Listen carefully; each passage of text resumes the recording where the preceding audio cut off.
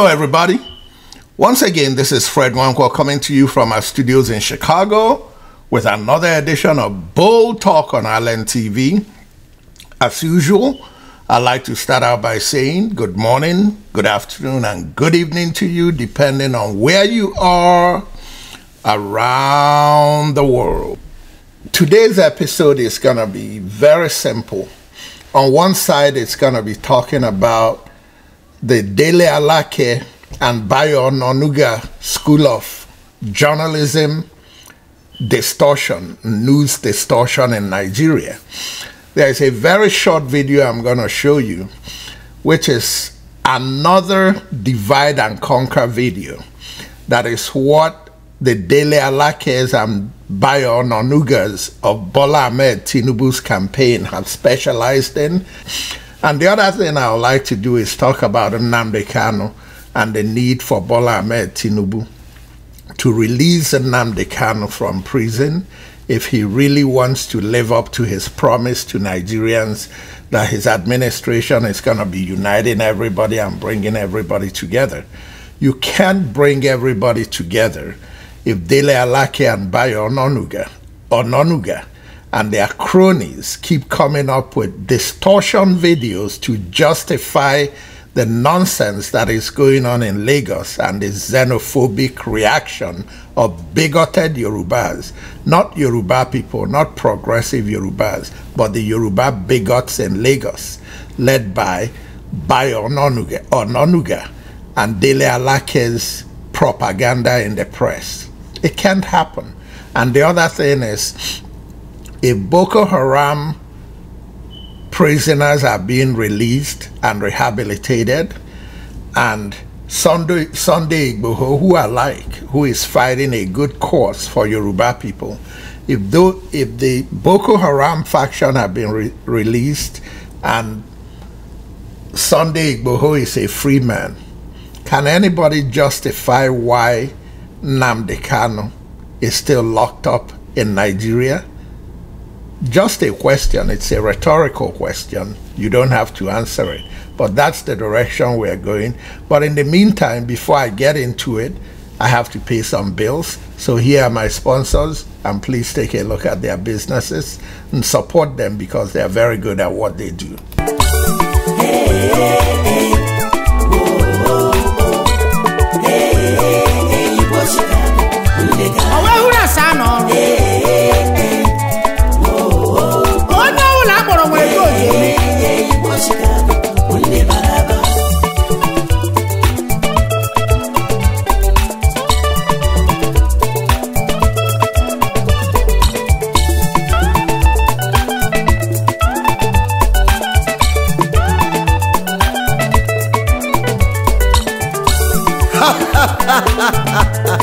Ndababa aija kelende wegu ndababa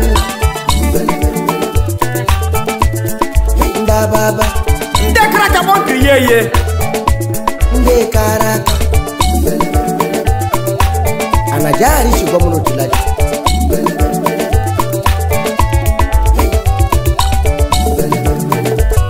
kaikene Fred Wankwa Ezudo Eze Mwafosi Ajalebia, publisher, African Lifestyle Magazine, Chicago.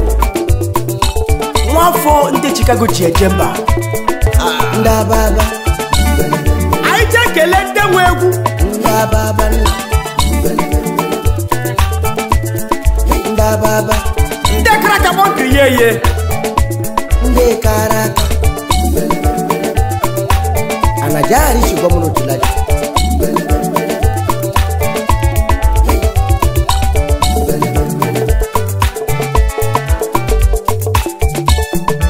ndechimereze na Chicago ababa nekele akipa kwa kalio akario kwa kipa fana bade achano ekalano koya njina Bruno da Ochimkwela nuguru la no chacha kunyonya koyao ndababa ndababa oh ndababa ayama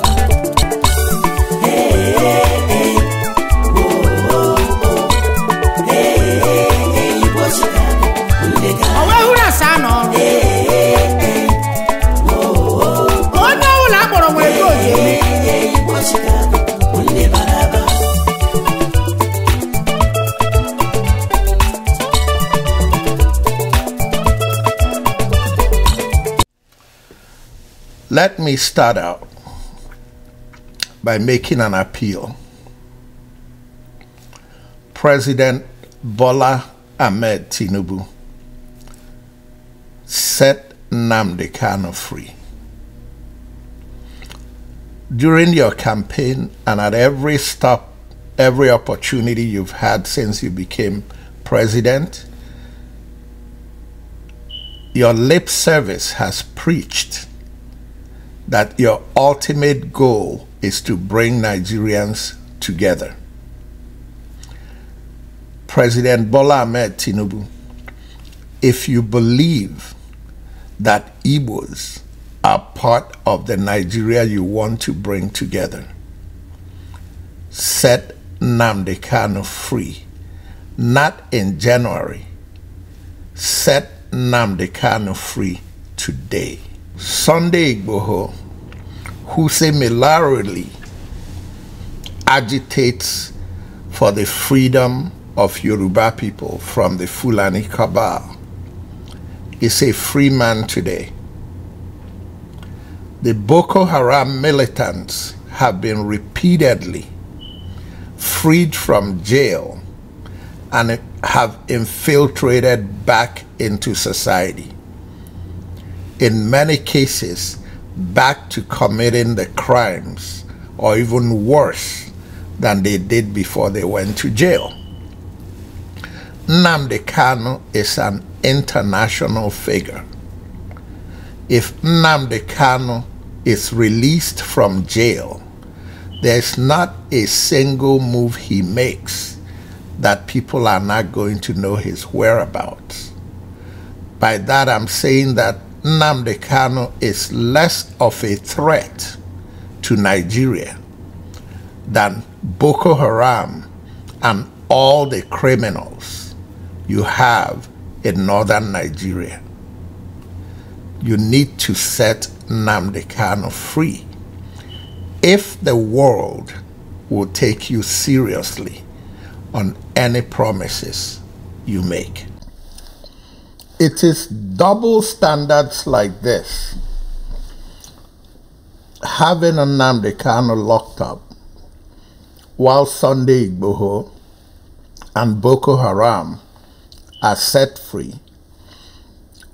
Double standards like these are the reasons why the Dele Alakes and the Bayo-Ononugas come up with the kind of video that I'm going to share next. A video that is filled with distortion, a video that ignites friends to start fighting each other. Because ignorant Yorubas hear that video and go into the streets of Lagos doing the things they do to Igbos.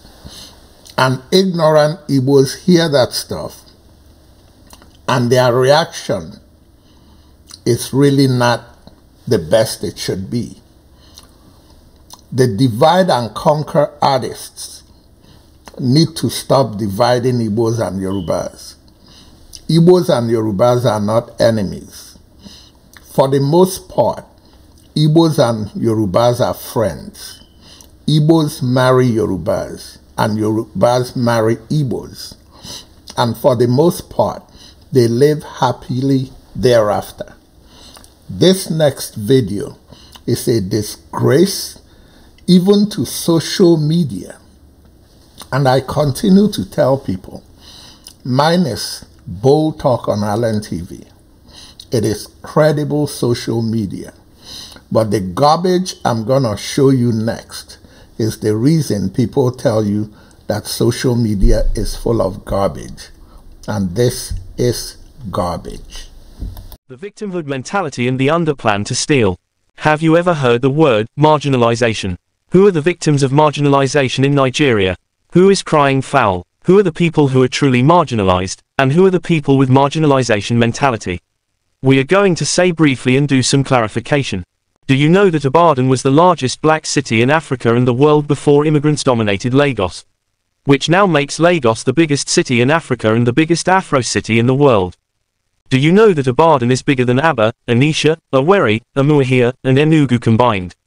Do you know that Ibadan, being the largest Afro city in the world before migrants influxed Lagos and other Yorubaland, tells a lot about Yoruba civilization? Do you know that Oyo State by land mass is bigger than Abia, Anambra, Imo, Ebonyi and Enugu combined? Do you know, but Oyo has just 3 senators and 14 representatives.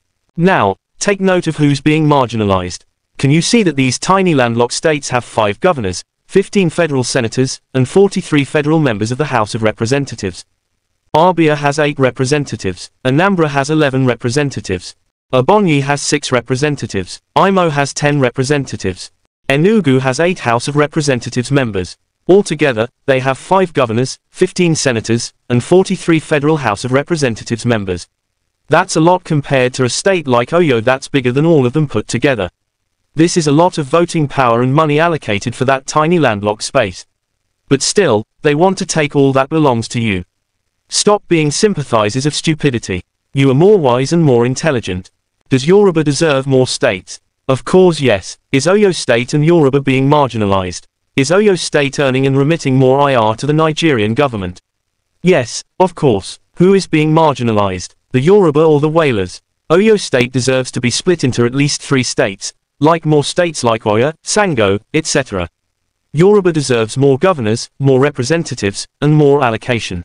The Whalers with victimhood mentality will not stop until you leave your right and home for them. It is a shame that many Yoruba are sympathizers of some cultureless Whalers who have no regard for your intelligence. There's no excuse for ignorance and respect for your being. Yoruba is one irrespective of the state you came from. There's no fence and documentation that separate us. We are all Omoluabi with common ancestry and must understand the dangers of whaling and stealing. Call now for more state for Oyo State. We have made this expository commentary to show you that Yoruba is being marginalized in Nigeria. Not those who want to steal and cry at the same time. According to the narrator, Yoruba deserves more states and more representation, not those who want to steal and cry at the same time. I don't think I argue with the fact that Yorubas may deserve more states or more representation. That's not my place. That's not my argument here. And if they fight for that and get it, more grease to their elbow. That's not the issue. The issue is the hateful underlying message. And the only reason these messages are getting more hateful is because Bola Ahmed Tinubu's administration enables it. The Dele Alakes and the Bayo Onugas and many like them, and one of them has fallen off the good books, which is El Rufai of Kaduna. These people are dangerous for the unity of Nigeria.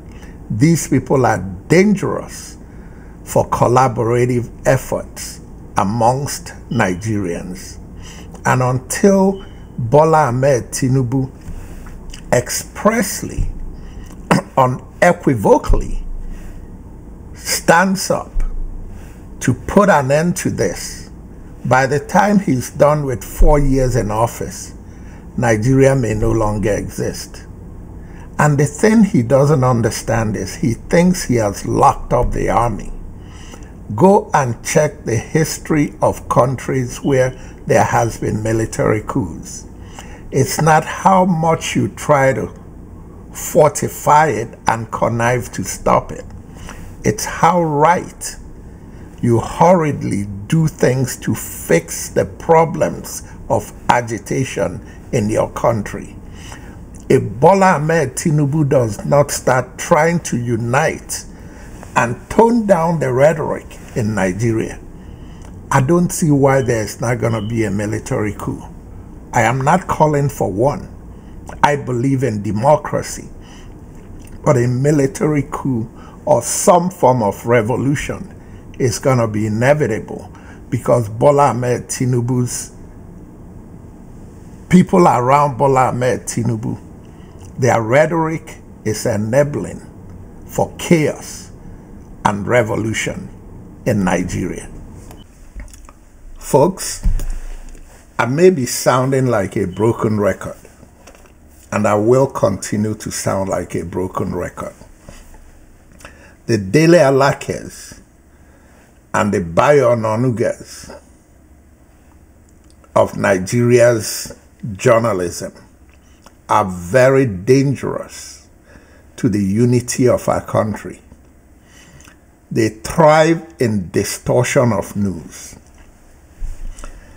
Every good thing that has happened to Nigeria in post-independence Nigeria was because of Chief Obafemi Awolowo, according to the News Distortion School of Journalism in Nigeria. And every bad thing that has happened in Nigeria, in post-independence Nigeria, is attributed to Nnamdi Azikiwe and Ojukwu and Igbos. Igbos have contributed zilch to Nigeria, except their quest to take over Lagos and take over Nigeria, according to the Fulani cabal and the Bola Ahmed Tinubu faction of Yoruba land.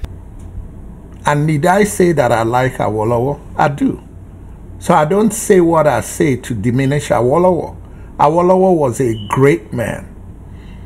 But you don't have to diminish somebody else to promote somebody else. 2 or 3 or 4 or 5 or 10 people can simultaneously be good people in their own rights. But what this Western press has done since 1970 is diminish Zik, diminish Igbos, Igbos this and Igbos that. It has to stop. And that brings me back to the other main topic in this episode, which is Nnamdi Kanu. Igbos, it's time for every significant Igbo voice to add their voice to the call for the release of Nnamdi Kanu.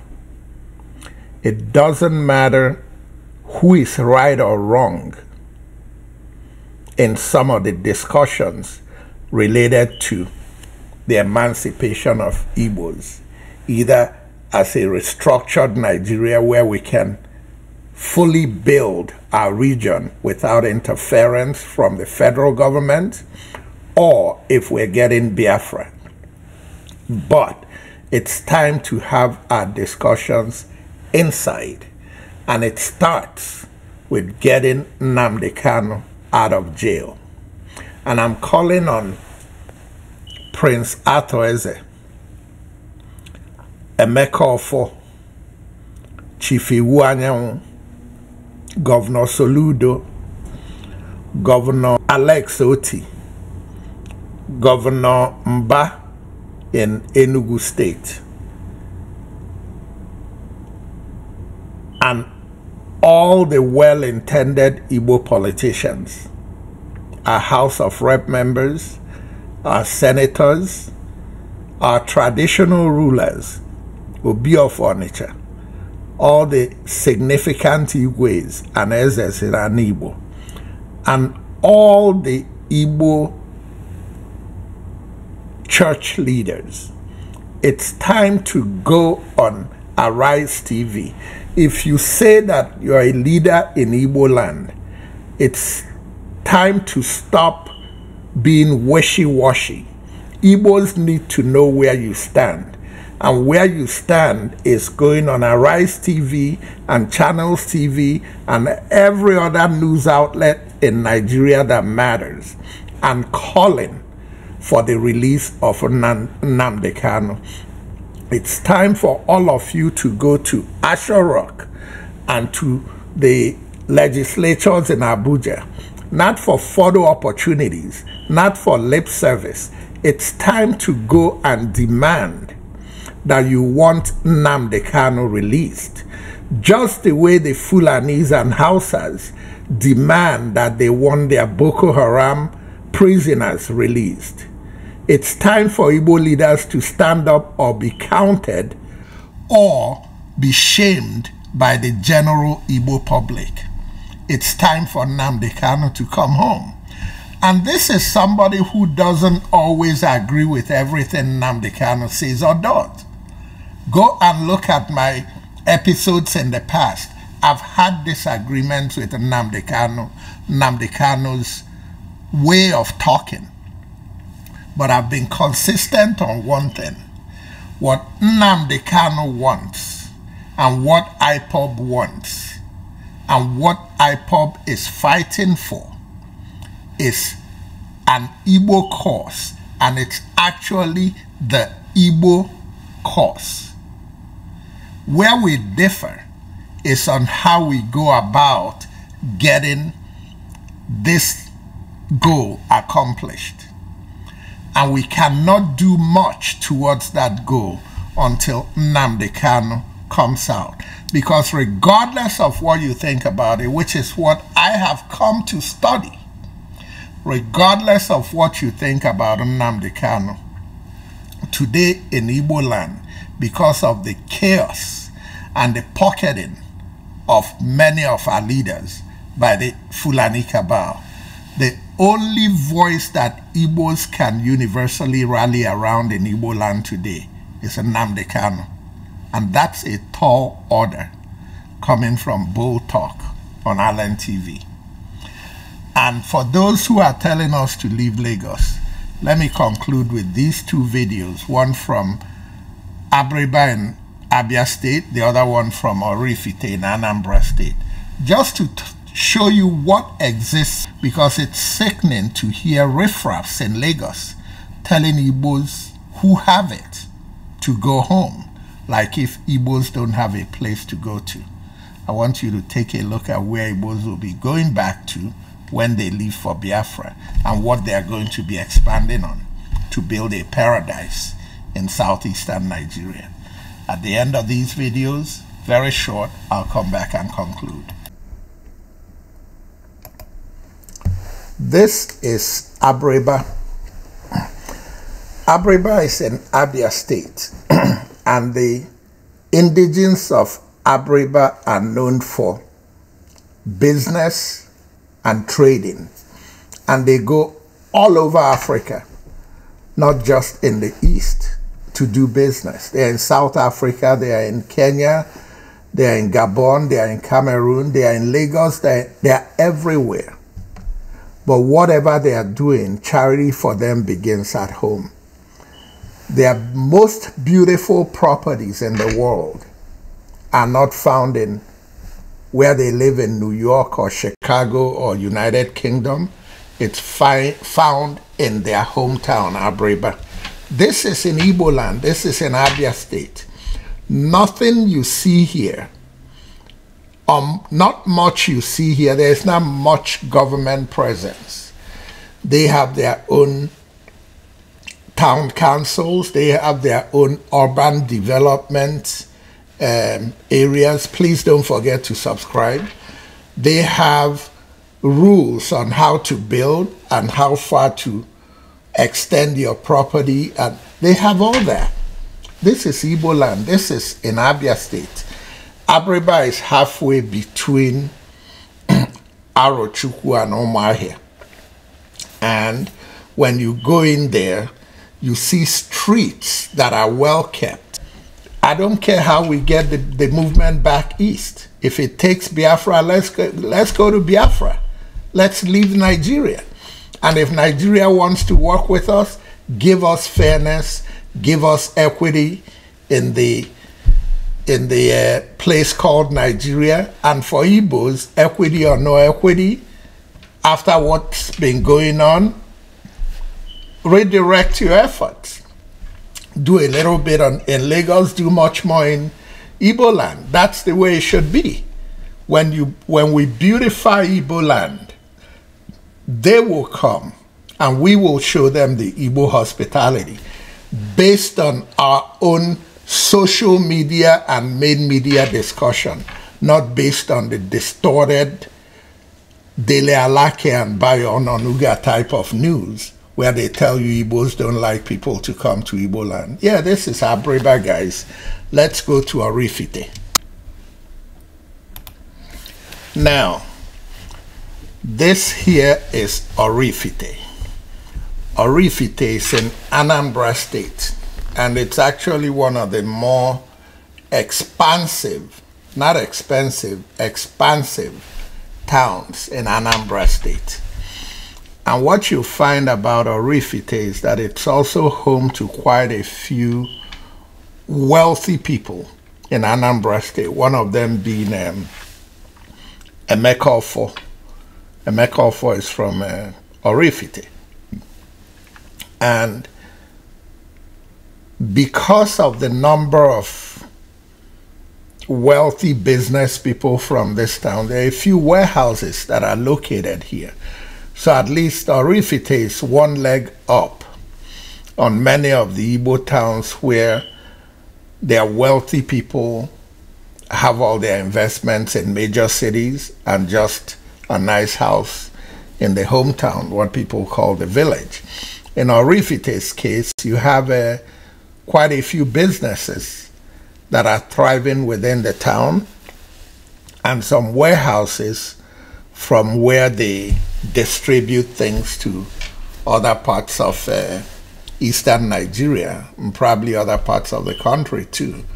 What I like here, just like with Abriba, is the topography and the vegetation. Just think what could be done in these places if people actually relocate there and then start real town planning, not just individual planning where people, look at this.